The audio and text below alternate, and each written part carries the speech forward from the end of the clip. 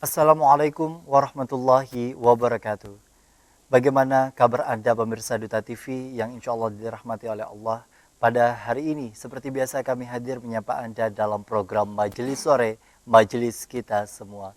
Bersama saya Gusti Muhammad Hermawan dan tentunya seperti biasa kami hadirkan untuk Anda satu narasumber dari UIN Antasari Banjarmasin yang akan membahas satu tema menarik.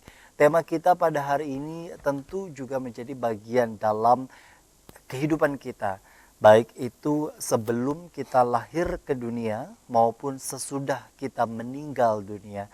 Dan kita sapa terlebih dahulu di sebelah kiri saya. Assalamualaikum, Pak. Waalaikumsalam warahmatullahi wabarakatuh. Ya, Baik, Bapak ini merupakan Bapak Haji Muhammad Mabrur LCMAG, benar betul, Pak ya? betul. Baik, Bapak sendiri best fakultas ngajar di UIN Antasari di fakultas apa, Pak? Fakultas Dakwah Islamnya, Fakultas Dakwah dan Komunikasi Islam. Baik, Tepatnya. baik. Kalau boleh tahu Pak, berapa lama sudah ngajar di UIN? Wah, saya diangkat mulai tahun 98. 98. Berapa ya?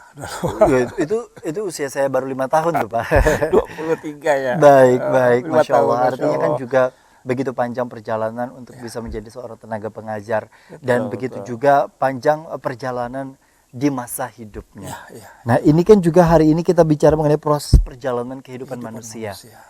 Begitu panjang hal tersebut tampaknya memang Ya, saat ini disederhanakan hanya dengan lahirnya seseorang, Iya. kemudian besar, kemudian meninggal, sesimpel itu. Apakah Iya, nanti itu. memang benar seperti itu? Boleh langsung dibuka Ya, Pak narasi baik. kita Ya. sesuai tema hari Ya. ini. Pemirsa Majelis Sore yang dimuliakan oleh Allah Subhanahu wa taala. Assalamualaikum warahmatullahi wabarakatuh. Alhamdulillah wassalatu wassalamu ala Rasulillah Sayyidina Muhammadin ibni Abdullah wa ala alihi wa sahbihi wa man walah wa ba'd. Bersyukur kita pada Allah dengan selalu mengucapkan Alhamdulillah. Salawat selalu kita sanjungkan kepada Rasulullah dengan selalu mengucapkan kita Allahumma salli ala Sayyidina Muhammad. Langsung saja kita akan membahas tentang proses perjalanan kehidupan manusia. Kenapa ini penting? Kalau kita, ini penting untuk bekal kita. Jadi sering orang melihat bahwa hidup itu ya sekarang. Karena setiap orang yang dilihat adalah sekarang. Yang terasa sekarang. Ada berduitnya wah ya ini juga. Ya. Jadi kita perlu tahu apa sih sebenarnya kehidupan ini. Perjalanannya dari mana mau kemana. Akhirnya kemana. Proses ini harus kita ketahui, ibaratnya misalnya kita mau ke Duta TV ini kan di Jalan Pramuka. Kalau kita tinggalnya di Banjarbaru, kita harus tahu yang kita lewati itu apa aja. Kira-kira titik macetnya di mana, lampu merahnya di mana, jamnya berapa menit. Nah ini kita harus tahu. Agar apa kita punya gambaran, sehingga ketika di jalan macet, oh kita sudah tahu ini sudah sampai di Pal 7 karena ada pasar di situ misalnya. Kok ini panjang? Oh ini sudah lampu merah, Pal 6 misalnya, kita tahu. Nah begitulah seharusnya kita. Karena ini harus menjadi bekal kita. Karena kalau sering orang dalam kehidupan ini, kok saya menjadi susah dan hidup ya, kok saya begini, kenapa harus ada tetangga saya harus ditinggal anaknya baru sekitar hari Sabtu yang lalu. Nah ini proses perjalanan kehidupan manusia siapapun. Tapi ketika kita tahu apa yang sebenarnya terjadi dan apa yang dibalik yang ada ini, semuanya menjadi ringan. Nah ini kenapa kita perlu mengetahui tentang perjalanan ini. Jadi ketika tahu oh di sini biasanya ada lobak nih, nah, berarti kita ketika akan sampai di situ berhati-hati untuk membelok ke jalur yang lain. Nah gitu kira-kira begitu. Nah apa saja sebenarnya perjalanan kehidupan manusia? Saya ingin coba awali dengan sebuah cerita. Jadi ini cerita disebutkan dalam cerita khutbah Tariq bin Ziyad. Ada satu kalimat. Jadi ceritanya Tariq bin Ziyad ini diperintahkan oleh Khalifah karena ada kerajaan di Eropa yang meminta bantuan. Dan mereka tahu bahwa umat Islam yang ada di semenanjung Afrika Utara itu terjadi perubahan signifikan dalam kehidupan mereka. Sehingga mereka bantuan, tolong kami ditolong untuk, nah kemudian Khalifah mengirimkan namanya Tariq bin Ziyad. Menyeberang dari Jazair ke Spanyol. Ini sejarah ribuan tahun yang lalu. Dalam ketika nyebrang, kemudian apa yang dilakukan oleh Tariq bin Ziyad? Setelah hampir sampai di tepi pantai, tiba-tiba seluruh pasukan disuruh naik kapal. Kapal kecil dengan peralatan persenjataannya, naik kapal semuanya. Disitulah beliau berpidato dan menyebutkan. Kata beliau, musuh ada di hadapan kalian. Ini belakangnya laut. Jadi ini sudah menyeberang dari Jazair ke Spanyol. Ada di situ namanya Gunung Gibraltar, Jabal Tariq. Transit sementara, kemudian nyebrang lagi.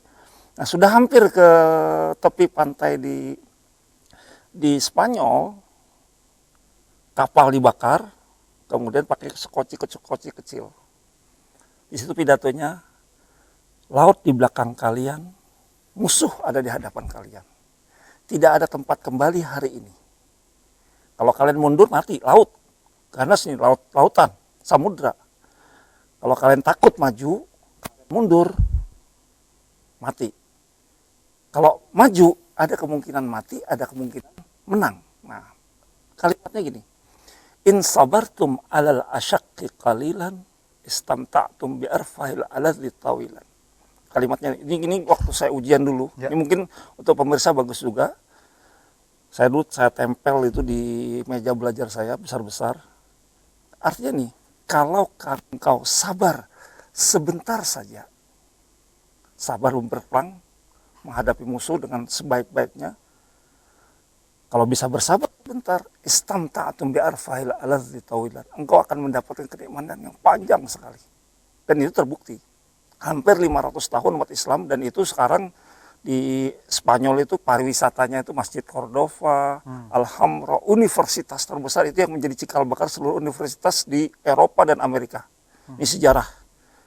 Peradabannya, wah luar biasa. Ini beda penjajahan. Kalau penjajahan Belanda ke kita dibodohi, menjadi malah bodoh. Kalau Islam bukan menjajah, diamanahi untuk menguasai suatu wilayah, semakin makmur. Ini ada universitas dan banyak ilmuwan-ilmuwan, Ibnu Rushd, Ibnu Sina, bukan wali kota ya. Maaf ya. Jadi Ibnu Sina itu seorang dokter yang bukunya sampai sekarang dipakai. Nah ini kalimatnya, kalau engkau sabar sebentar saja, engkau akan mendapatkan kenikmatan yang panjang. Ini kalimatnya tuh, itu Tariq bin Ziyad, di internet juga ada. Nah, apa maksudnya? Analogi ini ya untuk yang ujian, misalnya kan ujian lagi ujian nih, ujian akhir semester. Sebentar kita belajar serius, maka setelah itu lulus dengan nilai yang baik, kan bisa banyak hal yang bisa dilakukan. Nah begitu dalam kehidupan ini. Nah kalau kita tarik maknanya kepada yang lebih jauh tentang kehidupan,